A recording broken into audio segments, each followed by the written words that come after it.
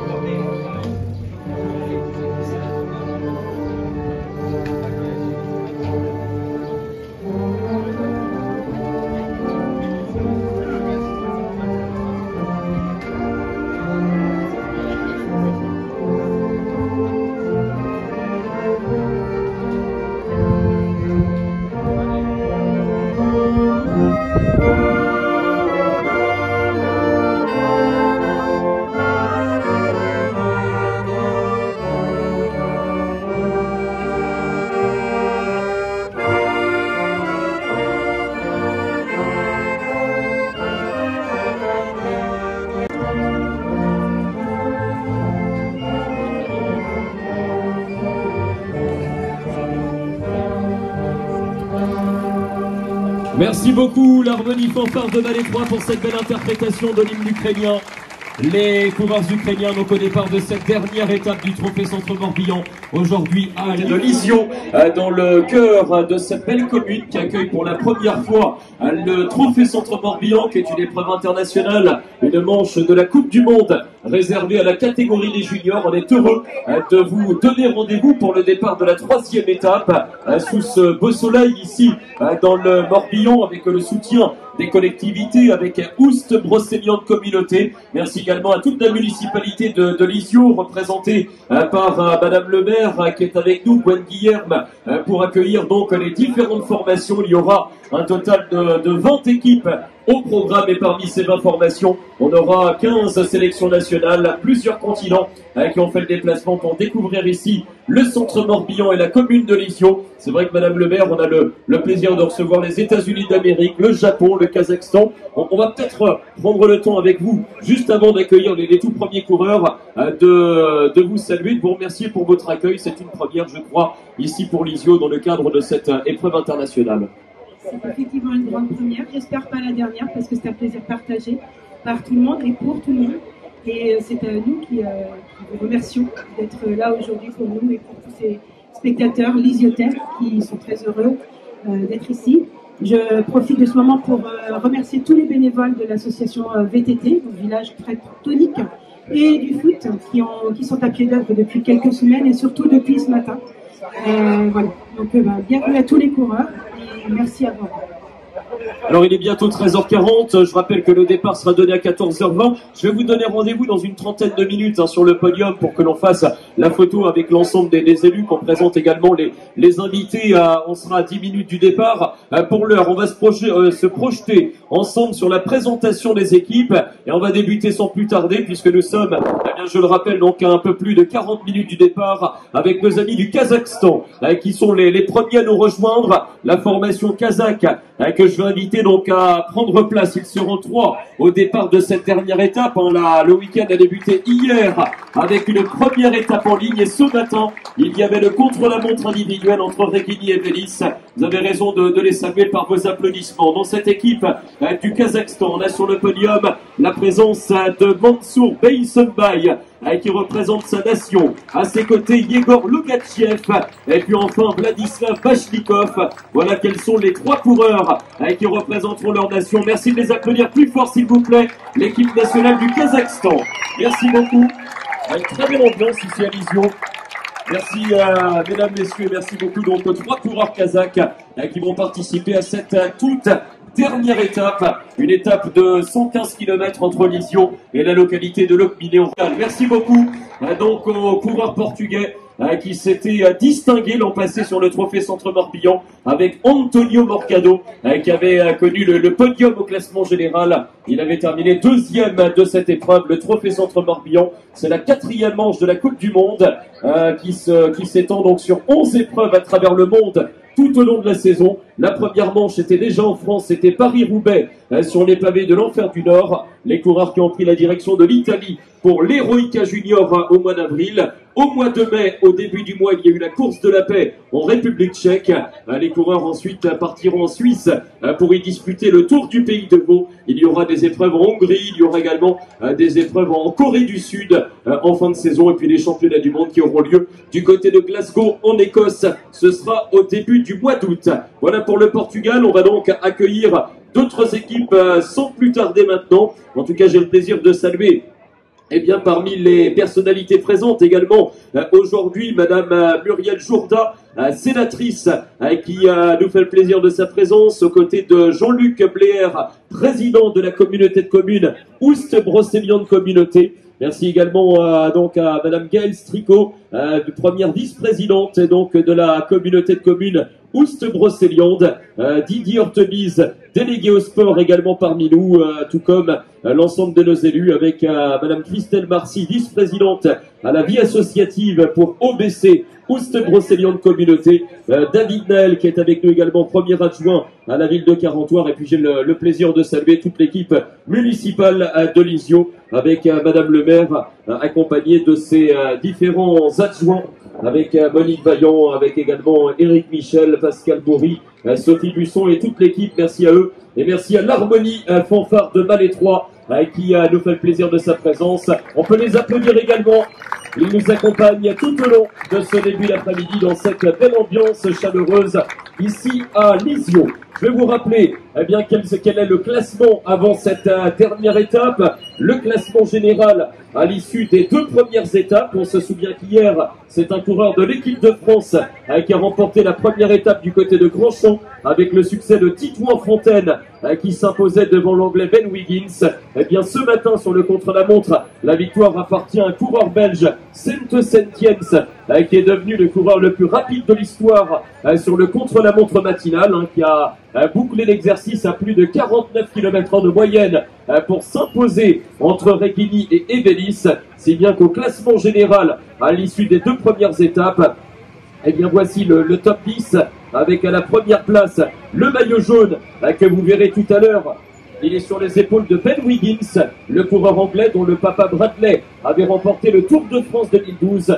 Son fils est maillot jaune du trophée Centre-Morbihan. C'est l'une des belles histoires de cette édition 2023. Titouan-Fontaine, le coureur de l'équipe de France, est 2e. Clément Sanchez est quant à lui 3e. L'Allemand Louis Leydert est 4e du classement général. Le Belge Sente Sentiens, vainqueur ce matin, est remonté au 5e rang. Vincent Baudet pour l'équipe de Haute-Garonne est 6e. L'Italien Luca Jaimi est 7e. Le Belge Lars Van Den Ed est 8e. Arthur Blaise pour l'équipe de France est 9e. Et le premier breton, l'équipe de Bretagne, avec la 10e place de Elliott Boulet. Voilà pour les 10 premiers. Les 10 premiers qui se tiennent en à peine 45 secondes au classement général. Donc tout est encore possible évidemment cet après-midi entre Lisieux et Locminé, dont on rappelle qu'il y aura un total de 115 km également au programme, 115 km 600. Les coureurs qui partiront en direction de Serran. Il y aura un passage du côté de Saint-Servant-sur-Oust,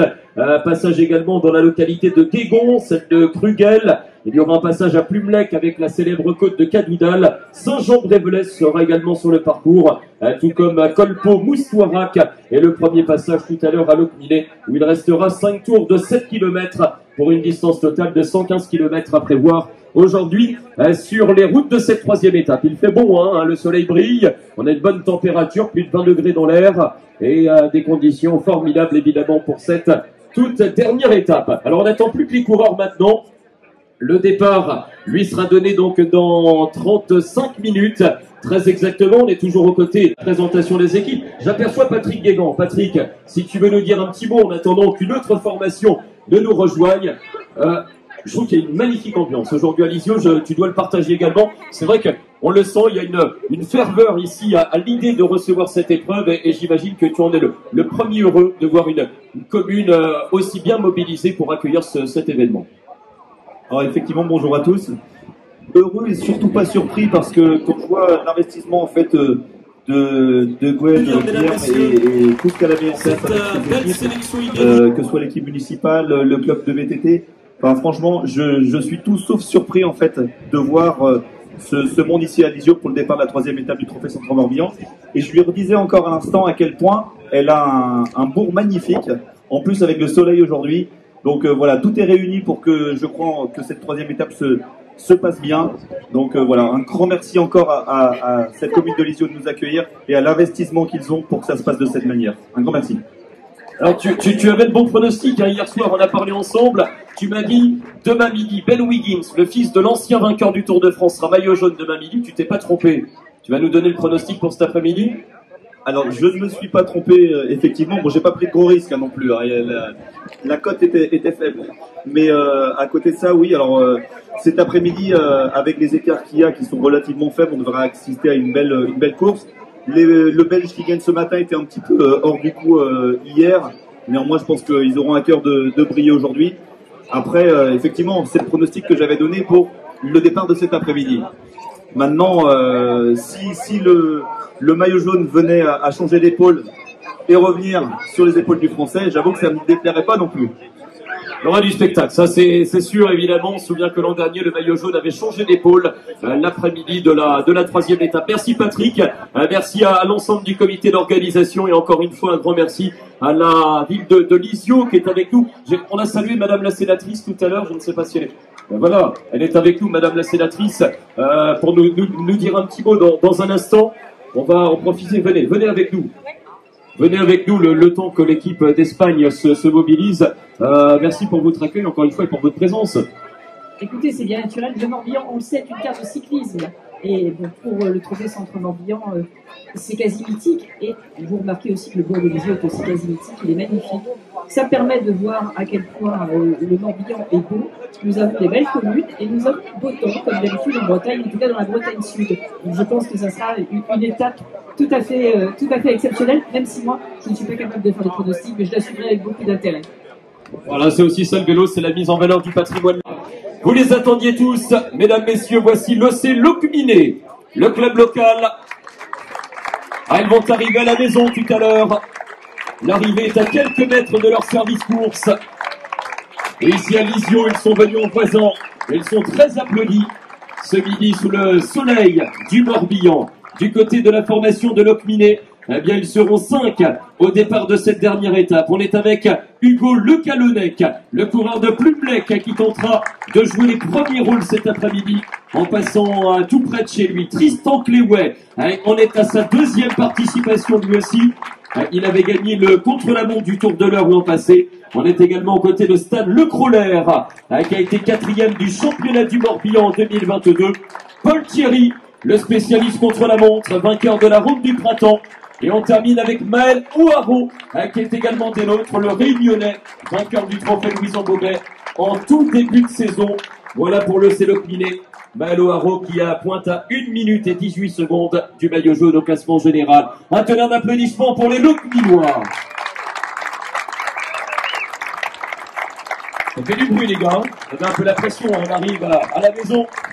Bonne route à vous, équipe. Et après la Bretagne, eh bien voici, mesdames, messieurs, les couleurs bleu, blanche et rouge. C'est le maillot de l'équipe de France que l'on découvre. La sélection nationale française. La France avec ses 6 coureurs au départ. Et avec deux maillots, un maillot distinctif et un maillot tricolore également de champion national. Vous allez le voir dans un instant. Donc dans cette formation française, on salue notamment Arthur Blaise. Il est ici sur votre gauche, le francilien, double vainqueur de la Route des Halles, l'ancien triathlète. À ses côtés, il y a notamment Jean-Loup Fayolle, le coureur du Rhône-Alpes, l'homme de Charlieu-Chavagneux, vainqueur de la Côte d'Or classique l'année dernière. Il a été le vainqueur de la première étape hier. Il porte désormais le maillot vert. Deuxième du classement général, Titouan Fontaine, que l'on salue. L'homme de Villefranche-sur-Saône, dans le pays du Beaujolais. On continue avec 2 coureurs normands. Dans ce collectif, il y a Charles Fortin, le sociétaire, donc licencié du côté de la Manche, 3e de la ronde du printemps. On salue de l'autre côté, donc tout à votre droite, Matteo Viardot, le sociétaire de Bricbec, dans le pays du Cotentin. Et le maillot de champion de France, il a remporté le titre national en 2022 du côté de la Normandie. Merci de saluer le champion national Antoine Lotte, champion de France junior. Il vous présente bien son maillot ici à Lisieux. Merci messieurs. L'équipe de France qui a gagné la première étape et qui tentera de faire aussi bien cet après-midi pour tenter de remporter le classement général. L'équipe de France qui a donc Titouan Fontaine, 2e du général à quelques secondes du maillot jaune, 11 secondes de retard pour Titouan Fontaine. Arthur Blaise est quant à lui 9e à 43 secondes. Vous parlez, son grand frère a été champion de France, il est passé par le trophée Centre Morbihan. Voici le petit frère Brian Barguil, avec nous ici sur votre gauche, le coureur de l'Alester. À ses côtés, Antoine Basset, le spécialiste de cyclocross, représentant de l'Oudéac. On a également salué le maillot bleu de premier junior première année, champion de Bretagne contre la montre, 6e de l'étape ce matin et premier français du chrono. Voici Elliot Boulet, ici plein cadre. Aux côtés d'Elliot, on continue avec Pierre Chaublet, le sociétaire du VCP Loudéac. On a salué Noah Delonglet, le coureur brétilien. Et sur votre droite, il est Vantet, un coureur du département 56, qui a brillé au championnat de Bretagne lui aussi. Voici Jules Vaugrenard dans ce collectif de la Bretagne. Merci messieurs, le comité de Bretagne donc à la maison pour cette 3e et dernière étape. La 20e et dernière formation, on termine traditionnellement cette présentation des équipes d'une course cycliste par l'équipe du maillot jaune. C'est la formation de Grande-Bretagne, nos voisins britanniques, les Anglais qui vont prendre place. Les Anglais qui bien n'ont jamais gagné le trophée Centre Morbihan. Ce pourrait être une première si le coureur en question conserve son maillot jaune. Affaire à suivre dans 115 km. La Grande-Bretagne au programme avec à votre gauche la présence du récent vainqueur de Liège-Bastogne-Liège. En Belgique au sommet de la redoute, c'est Thomas Pattinson, vainqueur de Liège-Bastogne-Liège, 3e du Tour de Gironde. À ses côtés, il y a Sébastien Greenlee qui a été 5e hier de la première étape à Grandchamp. On salue également Ben Marsh, qui a été l'un des plus rapides ce matin sur le contre-la-montre. Lucas Greensill est également des nôtres. Et dans ce collectif, eh bien, ils seront 5, visiblement, au départ de cette dernière étape, puisqu'il porte le maillot jaune. Il était 2e hier, 4e ce matin. Son papa, nous le disions, a marqué l'histoire du cyclisme en remportant le Tour de France. Son fils est en train de remporter le trophée Centre Morbihan. Vos applaudissements pour Ben Wiggins, le leader du classement général, maillot jaune. Merci beaucoup à l'équipe de Grande-Bretagne, la formation anglaise, Ben Wiggins, qui, comme l'an passé, tentera de ramener à la Grande-Bretagne une victoire. On se souvient qu'un Anglais était maillot jaune il y a un an au départ de la dernière étape. Le maillot jaune avait été perdu sur les routes de Locminé. Quand sera-t-il en 2023? C'est évidemment la grande question que l'on se pose. Il est 14h15. Tous les coureurs vont être invités maintenant à rejoindre la ligne de départ.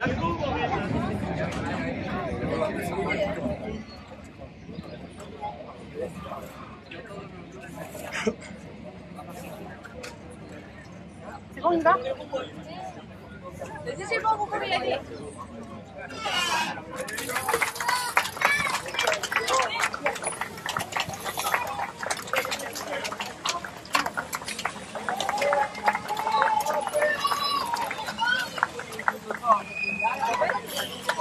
Merci.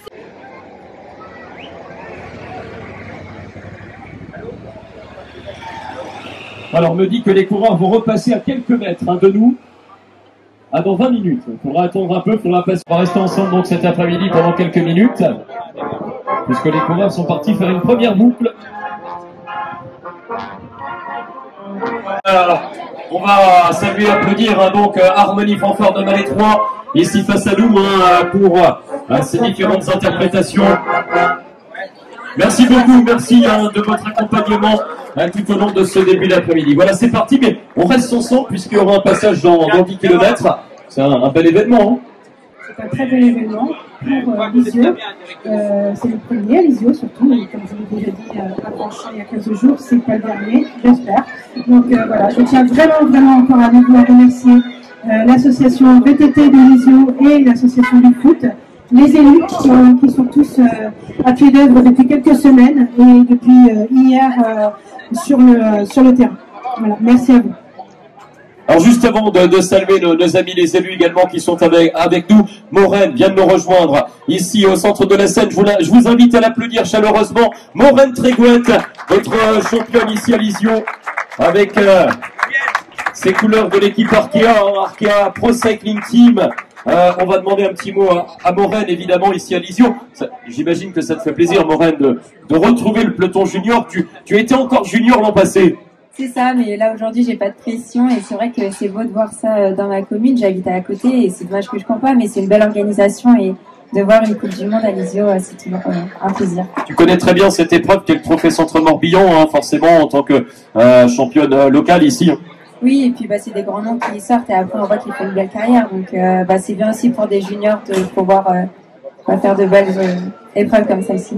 Maureen, tu es originaire d'ici, hein, c'est bien ça? Sincèrement, mais voilà, je suis un peu sincèrement Lisio et puis voilà. On va dire Lisio aujourd'hui. Hein. Les deux communes sont dans mon cœur. Maureen, c'est quoi l'actualité? Tu es professionnelle depuis le début de l'année au sein de l'équipe Arkea. Tu vas partir où bientôt? Là, du coup, j'ai pas forcément de course prochainement avec l'équipe, mais il y a le championnat de France dans un mois. Donc, on va préparer ça avec toute l'équipe. Ça va se dérouler dans le Nord. Voilà, ça sera Cassel, effectivement, dans le nord de la France. J'imagine la fierté des élus locaux, hein, d'avoir des sportifs qui portent également le territoire de cette manière et la jeunesse, le talent de Maureen Trégouette. Gilbert Duclos-Lassalle, double vainqueur de Paris-Roubaix, qui part également sur la course aux côtés d'Éric Caritou. Je vais vous laisser la parole. On a le temps, on a quelques minutes devant nous. Madame la sénatrice qu'on a entendue tout à l'heure, je le disais, hein, c'est un beau spectacle. C'est un très beau spectacle. En fait, nous avons des beaux spectacles en permanence sur le Morbihan. Hier, j'étais à la grande parade sur la semaine du golf. Les bateaux sur le golf, c'est extraordinaire. Nous avions aussi des bateaux qui venaient du monde entier. Et ici, on l'a vu tout à l'heure lors de la présentation, nous avons des coureurs qui viennent du monde entier. Il faut dire que c'est une épreuve internationale. Et puis, nous avons aussi des athlètes morbihanais qui vont dans le monde entier, finalement. Donc, le Morbihan n'est pas tout à fait le centre du monde. Madame le maire de Lisio dit si, c'est Lisio le centre du monde aujourd'hui et on est prêt à la croire. Alors bravo vraiment à cette organisation. Puis on est évidemment très heureux que cette étape soit partie d'ici. En tout cas, je vous confirme que vu le nombre de grands événements sportifs et cyclistes dans le Morbihan, on peut dire qu'ici c'est une grande terre de sport et de vélo. Oust-Brocéliande, forcément, hein, il y a beaucoup de vélos dans le secteur. Hein. Il y a le VTT, la route notamment, et donc la jeunesse également, la jeunesse au pouvoir aujourd'hui. Il y a plein de circuits de randonnée aussi sur le secteur de VTT. Je salue la championne et je dis tous mes encouragements pour le championnat de France bientôt. Et on est très fiers d'avoir des sportifs de haut niveau ici. J'ai une pensée pour un sportif qui n'est pas là aujourd'hui, Cyril Guimard, qui habite ma commune, à Guerre, et je sais qu'il a eu un petit problème de santé parce qu'il devait être présent, donc je pense aussi à lui. Et vous avez la chance, vous vous rendez compte d'être ici à Lisio, dans cette belle cité de caractère. Merci aussi à la fanfare, merci à la maire de Lisio, à tous les organisateurs, parce que c'est du temps en amont dont les gens ne se rendent pas compte pour arriver à ce type d'événement aujourd'hui. Merci à vous tous. Merci à votre équipe municipale, Madame le maire également présente à vos côtés ici sur ce podium. À 10 km, hein, je le disais, avant de revoir nos coureurs. Donc on va assister peut-être aux premières formations d'échappés avant de les voir partir vers d'autres. Tu vas nous parler un petit peu du parcours de cette troisième étape, les enjeux, notamment sur le plan sportif, les points importants de cette journée. Tout le monde connaît Cadoudal, évidemment, Cadoudal et Plumelec. Mais il y a beaucoup de points stratégiques hein, cet après-midi. Il y a beaucoup d'endroits sympas pour voir les coureurs. Alors, il y a beaucoup d'endroits sympas, Damien, et puis surtout, il y a beaucoup d'enjeux, parce que hier, on a vu qu'à l'arrivée à Blanchon, Et l'anglais, on a cru un moment qu'il y a eu quelques secondes d'écart. Il n'y en a pas. Ce matin, il prend le maillot. Les Français sont là. Et je peux dire qu'il y a une formation qui est super motivée sur les Belges. Donc on va voir ce qu'ils vont faire. Ils connaissent le trophée Centre-Morbihan depuis quelques années. Et ils ont un directeur sportif qui connaissait le trophée La Gazette. Donc tu vois, ça ne nous rajeunit pas non plus. Mais ça veut dire qu'ils connaissent bien les routes de la Bretagne. C'est vrai qu'ils vont passer Cadoudal. Mais je pense pas que Cadoudal va faire la différence. Ça va casser une première partie du peloton. Mais je crois qu'on a une belle surprise. Il y a une super côte dans la commune de Moustarac. On va pas être très mal rentrer sur le circuit final de Leclerc. Et je pense que là, Damien, tu auras matière à commenter, puisque ça va jouer pour moi aujourd'hui sur le circuit final de Leclerc. Il n'y a pas beaucoup de secondes. Et j'ai vu tout à l'heure, tu le connais aussi bien que moi, c'est Michael Boulet. Le petit jeune Inès Boulet, junior première année. Il n'a pas dit son Hermano. C'est un télo comme son père. Et pourquoi pas une belle surprise d'un Breton sur les routes de Leclerc cet après-midi. Tu connaîtrais pas un peu le cyclisme, Christian Josso? Oh, juste un tout petit peu, Damien, mais je pense que là, je connais ce route de Lisio, puisqu'on a couru pendant longtemps. J'ai quand même eu quelques carrières un petit peu intéressantes. Mais tu as commenté ici à Lisio? Oh, j'ai pas eu l'occasion de courir à Lisio. J'ai couru toutes les communes presque à côté, mais Lisio, je l'ai pas fait. Il y avait une super côte, et j'ai un super copain qui tient le musée juste à côté. C'est l'ami Guillard. À la Guillard, on était à l'armée ensemble après. Et je vous demande de découvrir son musée parce que c'est formidable ce qu'il fait. Tous les bénévoles qui sont présents depuis ce matin pour organiser tout cela ici à Lisio. Sans eux, évidemment, on ne ferait rien. Merci à toutes les bonnes volontés qui se sont mobilisées.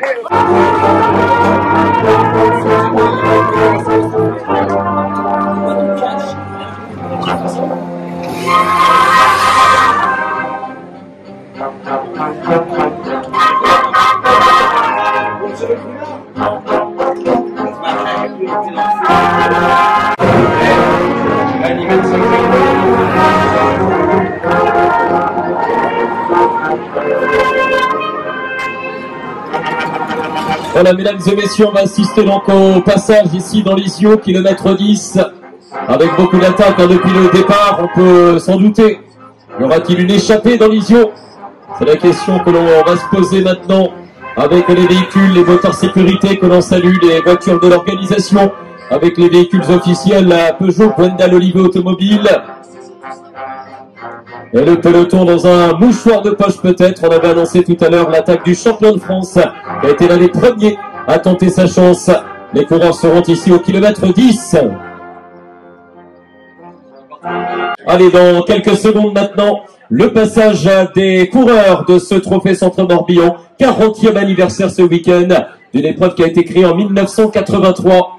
1983-2023, 40 ans d'une évolution formidable. On a connu évidemment une épreuve régionale, c'était le point de départ pour en faire ensuite une épreuve nationale, puis une épreuve internationale. Et à ce jour, le trophée Centre-Morbihan, sans se tromper, c'est l'une des plus belles épreuves du monde dans la catégorie des juniors. Les 17-18 ans, la génération 2005 et 2006 dans le peloton, cette année du trophée 2023. Voilà, ça se rapproche avec les véhicules, les motards. Les arbitres de l'épreuve, et quand les arbitres sont là, évidemment, c'est que les coureurs sont à quelques mètres. Les motos dépannage avec nos amis d'assistance Sport Média, Shimano. Et puis les bons véhicules de l'organisation avec Patrick Guégan, le président de l'organisation, sur ce 40e anniversaire du trophée Centre-Morbihan. Les voilà les coureurs avec une échappée qui est sortie avec notamment un coureur de l'équipe de France. C'est Matteo Viardot qui est sorti le peloton quelques mètres derrière, avec la Bretagne qui est là, le Pyrénées, l'Espagne et l'ensemble du peloton. Ah, ça va vite ici dans Lisio. Quel beau spectacle. 20 maillots de couleurs différentes, ce peloton multicolore, ce peloton international très hétéroclite. Voilà, kilomètre 10, il en reste encore 105. Ukraine qui passe devant nous. Un coureur de l'équipe nationale d'Ukraine. La file des véhicules de directeur sportif. Il faut être acrobate sur le vélo dans la traversée des bourgs. C'est toujours assez sinueux dans ces traversées de ville. Mais c'est aussi ça le spectacle sportif proposé par nos pelotons cyclistes. Eh oui, c'est comme une kermesse belge. Avec ce beau patrimoine historique. Voilà les derniers véhicules donc qui le rejoignent et qui vont partir en direction